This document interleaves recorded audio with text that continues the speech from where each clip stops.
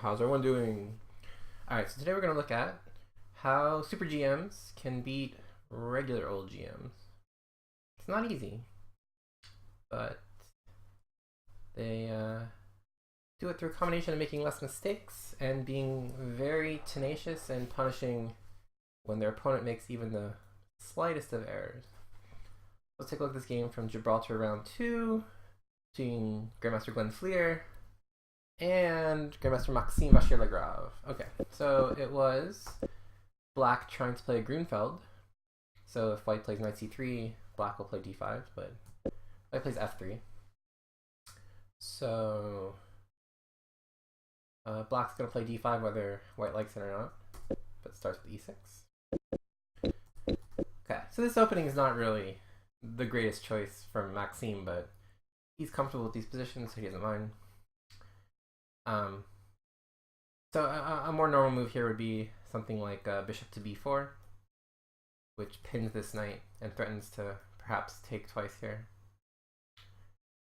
But instead, he simply took first and allowed white to have this big center. So it's kind of Grunfeld-ish, but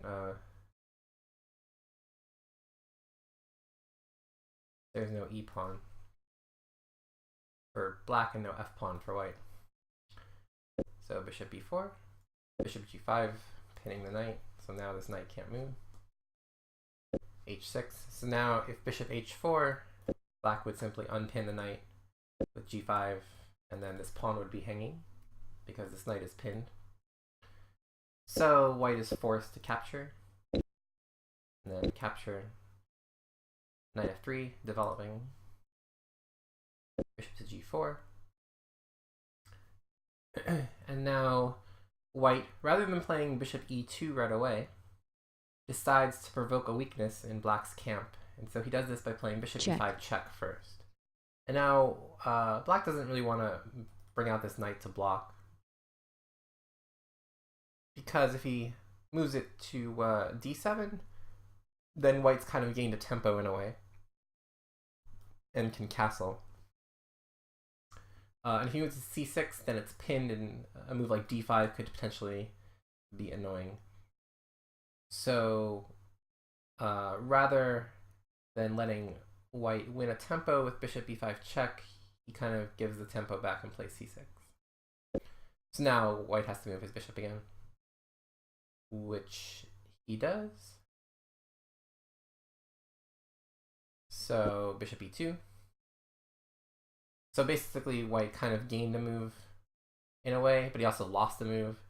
So basically he forced black to play c6, which is probably actually a good thing, because now this knight is a little bit stuck. It probably has to go here, which it does. So it plays knight d7, and then white castles. And now notice this rook and this queen are on the same file, so black wants to try to have that not happen. So he moves his queen. Okay. So here, white basically developed completely. He has a nice control of the center. His knights are well posted. His bishop is doing some work on pinning this knight. So it seems logical that he should develop his queen next in order to connect his rooks. And probably that's what he should have done. Maybe a move like queen to c2. Just to support this pawn on e4 some more. But instead he plays knight to d2. So the idea is to kind of trade bishops and also give this pawn some more support. So black declines and plays bishop e6. And now white gains a tempo and puts the question to this bishop with a3. And another reason to play a3 is maybe to gain some space on the queen side with further b4. And then maybe to play b5 and try to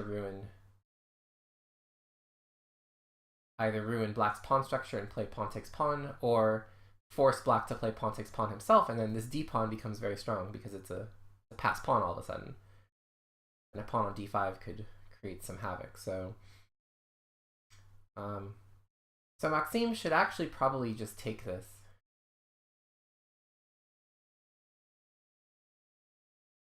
but he plays bishop a5. So here, white plays a logical move, knight to c4, hitting this bishop again.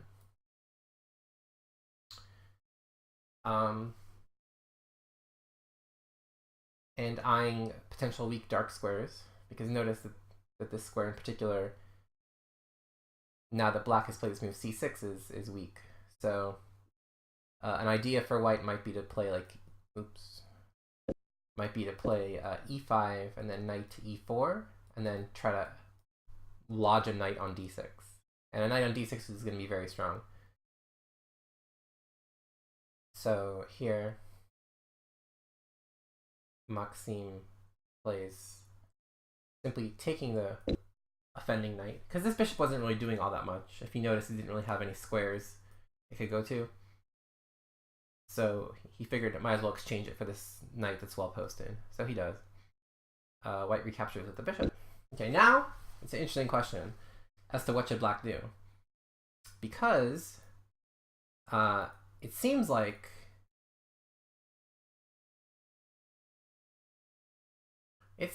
that white's attacking this pawn. And so black should do something about that, right? So what move makes sense here if you're black? What move makes sense here?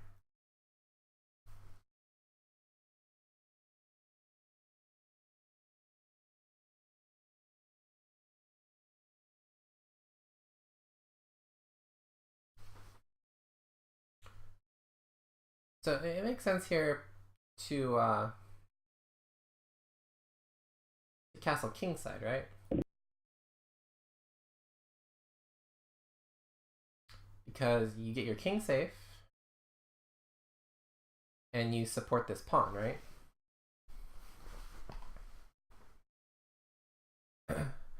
So can anyone tell me maybe why castling might not be best?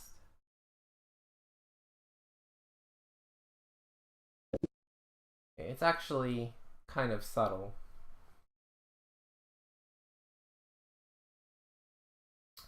But the basic idea is that if black castles kingside, he kind of solves his problems temporarily, but the permanent weakness of his kingside will soon tell. So the problem is that this f7 pawn is going to become a permanent target.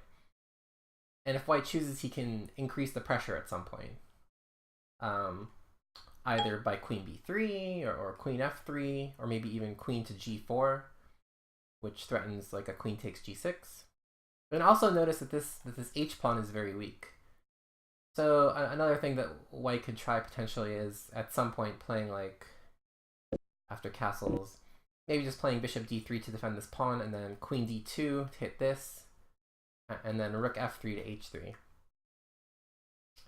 So this actually requires quite a bit of intuition from the grandmaster, because it looks very natural to castle in this position. And it seems that your king should be relatively safe. I mean, there's all the pawns in front of it. There's not really too many weaknesses. And whatever weaknesses there are on the dark squares seem to be mitigated by the fact that white doesn't really have a dark squared bishop. But it turns out that it's actually kind of difficult to hold that position together.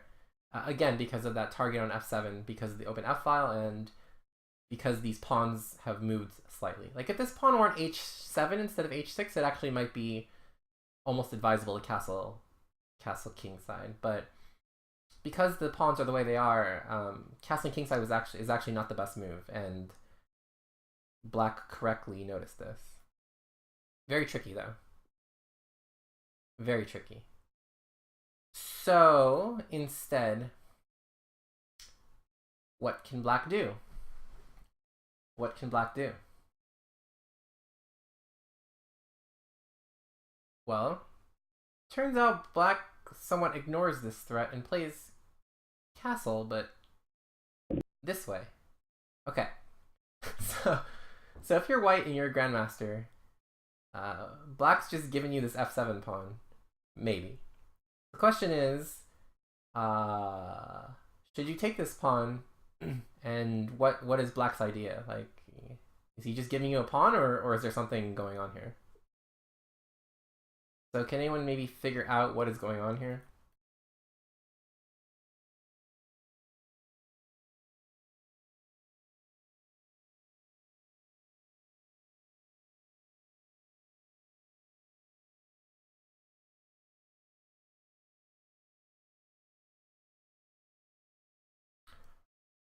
Because it seems like you can just, take a pawn and attack the queen.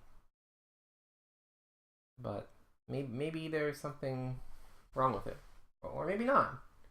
Or maybe not. But what's the idea?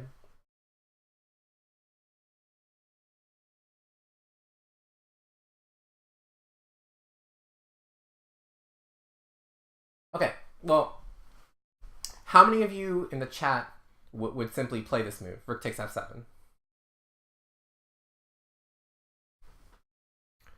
And, grab a pawn. And how many of you would actually make a different move?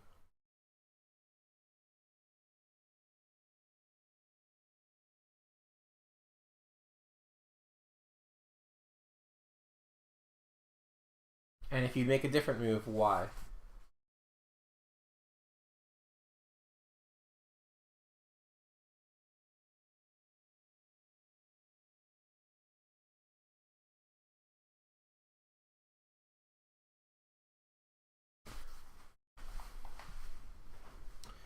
Yeah, I mean, to be honest, when I looked at this position, I was like, I can take this, can I? But I mean, in a turn game, if this position happened, you wouldn't automatically take the pawn. You think about it, but what can possibly be something that would cause you not to take? It's not really a trap. Not really a trap. But at the same time, it might not be the strongest move.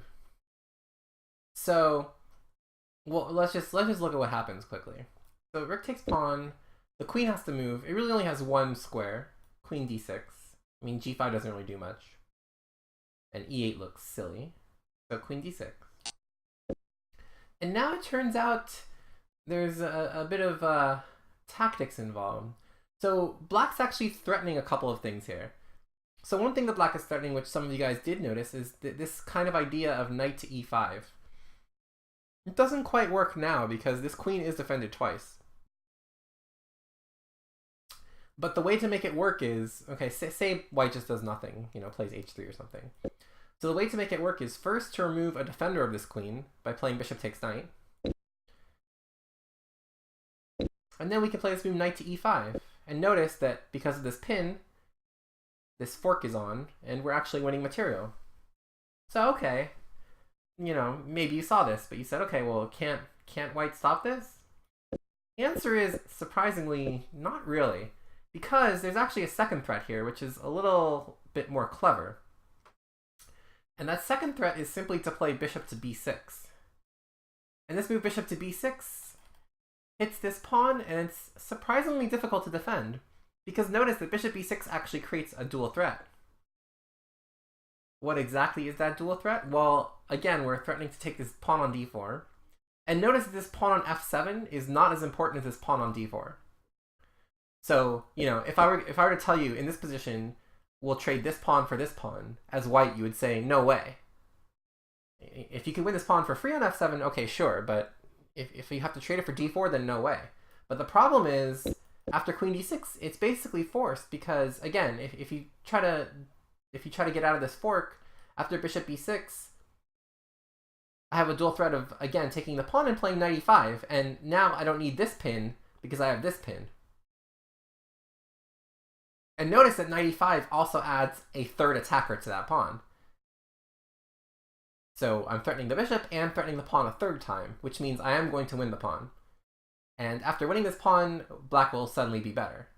So it's very tricky.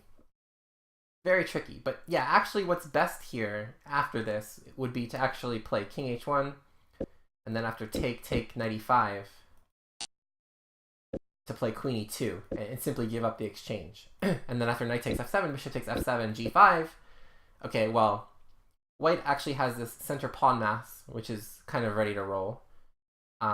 White has a pawn for the exchange.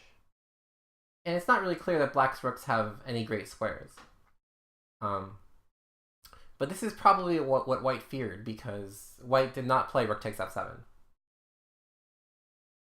And indeed, this variation is probably his best chance.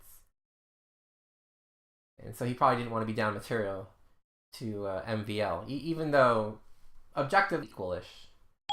The problem is, like, this pawn is weak too, this pawn is weak. And if these rooks can ever get into the game, it's pretty much going to be over.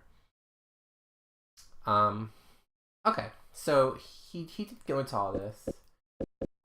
And instead, on move 18, simply decided to play queen to g4. Okay, which is not a bad move, actually. It's not really a bad move. So, black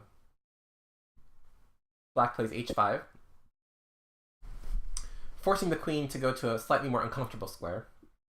Right now on g4, the queen was doing a nice job of defending this pawn on e4, also, you know, putting pressure on this knight, pinning it. So black forces white to make a choice. Do you want to keep it on this diagonal, or do you want to keep it on this rank? So white chooses to keep it on the diagonal.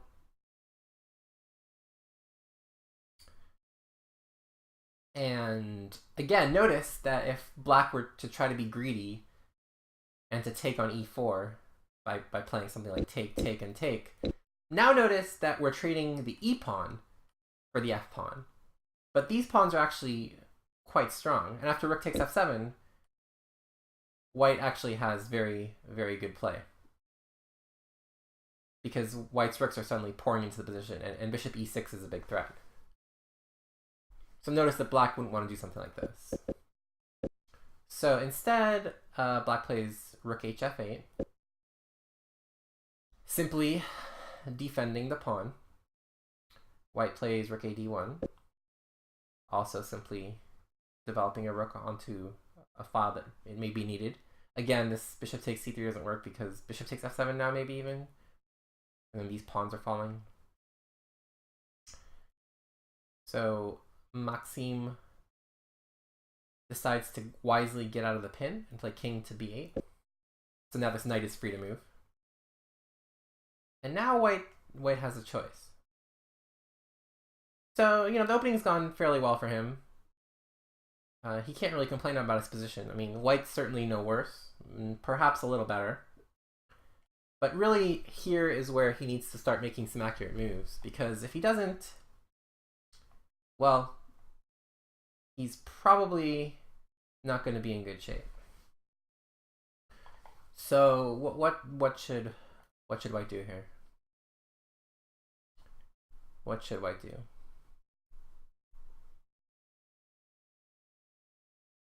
Well, some of the tactics that black has in this position are based on the undefended state of this bishop. You know, some potential like bishop b6, 95 ideas, stuff like that. So maybe something simple like just b4, gain some space. And maybe just bishop b3, just kind of bring it back.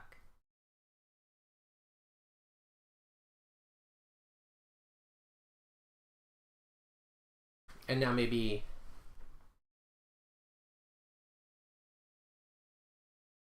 we can try to play e5 at some point, perhaps. Another idea may be to play bishop b3, bishop c7, and then play e5. So do it without this advance to b4. But those are a couple of ideas. Why instead play king to h1? So rather than kind of safeguarding the bishop, he gets his king out of the way, so now this is no longer a pin. Which makes sense, but it might have been a bit unnecessary. Okay, so black plays bishop to c7. And now again, probably a move like bishop a2 makes sense.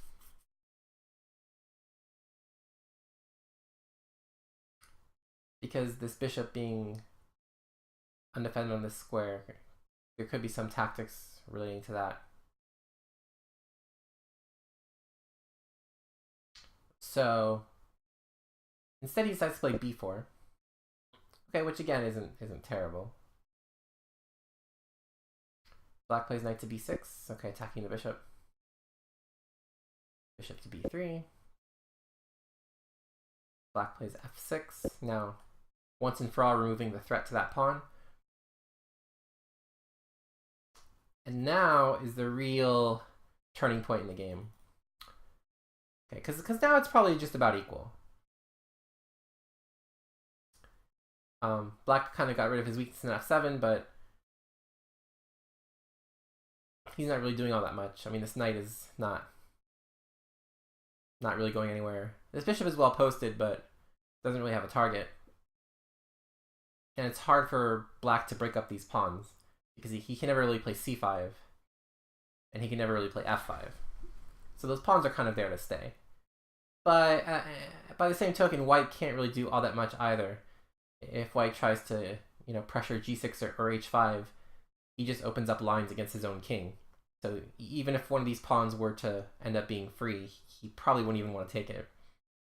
So for example, if Black played something like g5 next move, White wouldn't want to take on h5 because after rook h8, he's probably just getting mated or something close.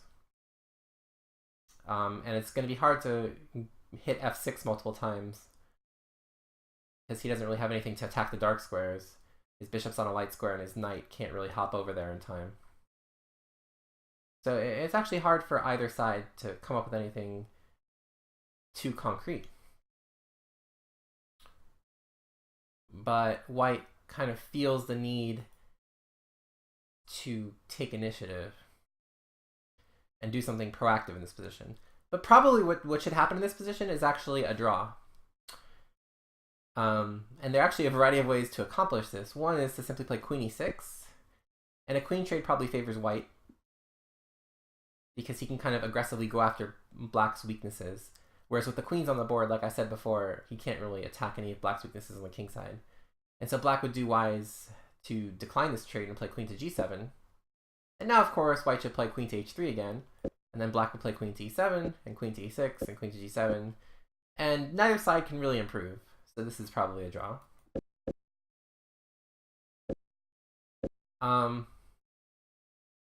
You guys want a cute computer line from Stockfish. Stockfish says, king g1, knight c8, king h1, knight b6 draw. So again, like I said, neither side can really do anything productive here. Pretty much both sides' pieces are at their optimal locations. This rook can't really move, it's defending this. This queen can't really move, it's defending this. Actually, in this position, sorry. Sorry, in this position. So yeah, king g1, knight c8, king h1, knight b6. But in any case, yeah, I mean, neither side can really make progress. It's a very open position, but it's hard to make progress. Because you usually need either some sort of pawn break or some sort of weakness to attack, and neither side really has anything of the sort. But okay. But like I said, White wanted to do something in this position, and so White plays this move d5. And okay, I mean, this move in and of itself isn't necessarily bad, but he probably should have done it in slightly better circumstances. Because now that these pawns are no longer a duo, it kind of makes them weaker. And notice also this bishop is strengthened because now this queen can potentially go to e5 and form a battery on h2. So even a move like f5 seems good, with the idea of just breaking up these pawns. And this move, which was incomprehensible before, actually starts to make some sense when you think about how after queen e5, all of a sudden we're forking this, and we're forking this, and we're trying to take this, and so it gets tricky. Maybe you take first. And then you can always take this one as well. But in any case, Black played queen e5, which is reasonable. And now White decides to cripple Black's pawn structure on the queen side with pawn takes pawn. A reasonable looking enough move, but the problem is that opening up this d file is actually troublesome. But he should probably simply play a move like a4. Notice that this queen guards this. And after g5, simply play a5 and kick this knight around. Make it go to a square it doesn't really want to go to. Can't really play knight d7 because maybe pawn takes pawn. Okay. After queen e5, he played dc6 and then bc6. So black's pawns are not in good shape, but he did make use of his rook on d8. So now white tries to hop his knight into c5 and goes knight to a4. When again, he should probably go a4 and a5 first. So maybe just a4 with the idea of a5 and then knight a4 c5. Because this actually gives black simply the chance to trade these knights. And with bishops of opposite colors, black probably has an advantage because this queen always has to babysit this pawn because of this battery. And this bishop really can't do all that much in this position. So he instead did play knight to a4. And black exchanged rooks. And again, like I said, black should probably just take here and play king b7. And basically white's queen is completely immobilized. And this pawn is weak. And this rook can start getting into the game. Even by something as crude as f5 and rook takes f5 and maybe rook f2 or something.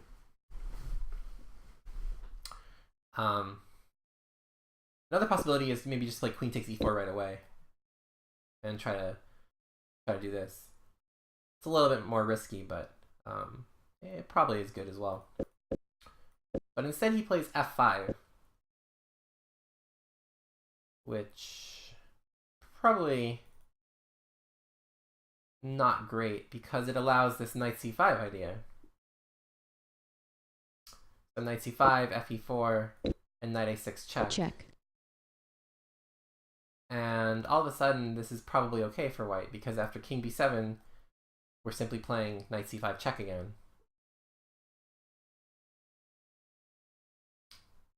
And if the king goes into the corner, then all of a sudden this c6 pawn becomes a target. So maybe again a4, a5, and bishop a4 to c6. Try to engineer some sort of mating net. But white definitely had a chance to kind of save the game here. But unfortunately, after f5, white blundered and took on f5. And now that was his last chance because the game is over here.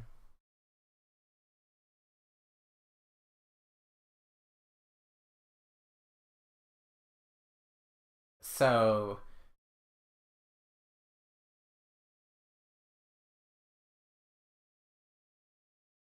black was not going to let the second opportunity slip through his fingers, and so he decides to take on a4 first. Again, if he takes on f5 first, then this knight c5 is coming. So he needs to get rid of this knight, which he does. And now rook takes f5. Now black is much better. Limited material on the board and opposite colored bishops. But the problem is, like I said before, this queen is immobilized and this rook is very strong. So after bishop c2, black simply plays rook f6, guards his pawns from potential attack. So g6 was attacked, c6 could be attacked. He just guards his pawns. Doesn't want to rush into anything like rook f2. There's no need. Rook f2 doesn't actually accomplish anything at the moment. So here white feels the need to exchange queens, even at the cost of a pawn, because he just realizes that this queen is so terrible that he'd rather sacrifice a pawn than sit here. But he probably should play something like rook g1 and bishop d3 and just try to hold on to this, because it's not entirely clear how black makes progress.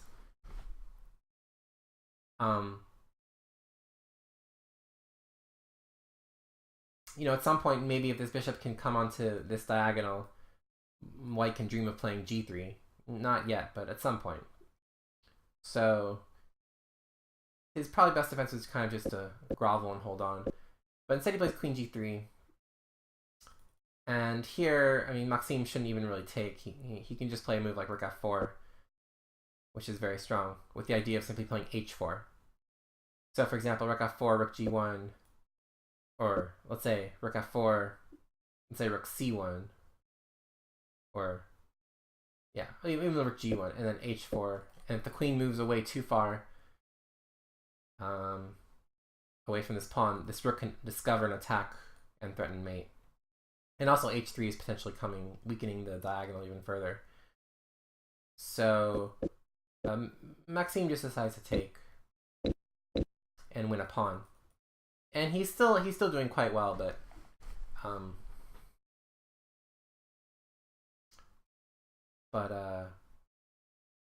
rook f4 is probably more deadly. So now white plays bishop e4, attacking his pawn, maybe trying to double up on it. Black simply defends it. Now white, his king is in a pickle, so he tries to get out. Tries to play king g1. And now Maxime just going to start pushing these pawns. So g5. And now white blunders the game. He kind of needs to just maintain the status quo and move a bishop somewhere, bishop d3 or bishop f3, something. And kind of force Maxime to make progress. But instead he moves his rook, unfortunately. And he moves it to the wrong square. He moves it to c1. And it looks interesting because you're attacking c6 and maybe threatening to play b5. But actually black has a forced win here. Do you guys see black to win here?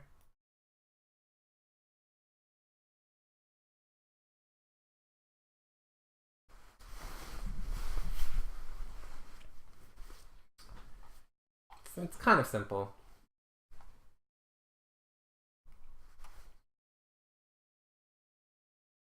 It's a couple of themes. There's fork, there's discovery, there's... Yeah, so simply bishop f2 wins. So check. White has two choices.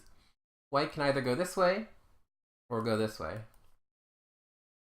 So if white goes this way, then bishop e3 check wins because you're threatening two things.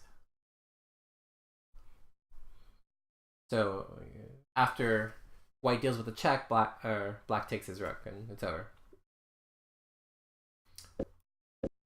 And if the king moves this way, either square, doesn't matter. Say h2, doesn't matter though. Now rook f4 is the key. And now you're forking the bishop, but you're also forking checkmate. So rook h4 is mate. So after rook takes c6, check. King d7. I think forced is like bishop f5. Check. And I mean, this is pretty hopeless.